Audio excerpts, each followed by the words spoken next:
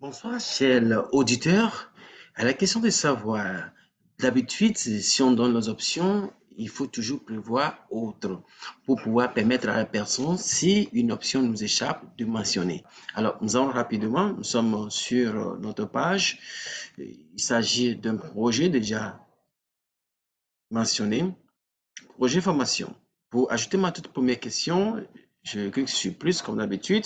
Je mets par exemple 1.1, quel est votre situation matrimoniale. Et je précise le type de question. Ici, il s'agit de choisir, donc sélectionner un. Je mets marié, célibataire,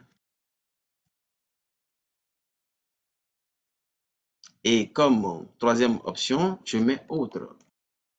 Alors, après d'avoir précisé autre, il faut quand même laisser de l'espace pour que la personne qui choisira autre puisse trouver de l'espace, n'est-ce pas bien, cet espace-là pour écrire. Pour ce faire, qu'est-ce qu'il faut faire? Il faut carrément créer une autre question, peut-être 1.2, et écrire, préciser autre. C'est-à-dire, si quelqu'un prend autre, ça lui permettra, par exemple, d'écrire ce qu'il veut préciser par autre après son choix ici. J'ajoute question. Ici, comme c'est des textes qu'on va recueillir, si c'est pas célibataire, c'est pas marié, peut-être c'est divorcé, la personne veut mentionner parce que nous n'avons pas mentionné cela.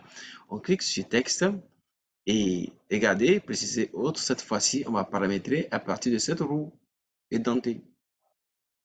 Avec le roue dentée, nous irons tout simplement vers au niveau de critères de passage. Après critères de passage, on dit ajouter une condition. Alors, je voudrais bien choisir la question en lien avec ce critère de passage. Pour ce faire, on dit choisir une question depuis la liste. Je déroule, généralement c'est la dernière question, la question précédente, bien entendu, qui se présente à la dernière position dans ce listing. Je clique donc quelle est votre situation matrimoniale et il me dit égal marié. Est-ce que c'est quand on va choisir marié qu'on va avoir de l'espace pour écrire? Non, on n'a pas besoin de ça. On déroule ici. Est-ce que c'est quand c'est célibataire? Non, célibataire c'est bien clair, mais c'est quand la personne va choisir autre. Donc on prend autre ici. Et on prend soin de sauvegarder notre projet. Une fois notre projet mis à jour, nous irons vers l'aperçu pour texter notre questionnaire. Ici, on dit, quelle est votre situation matrimoniale? Si je choisis marié, rien n'apparaît.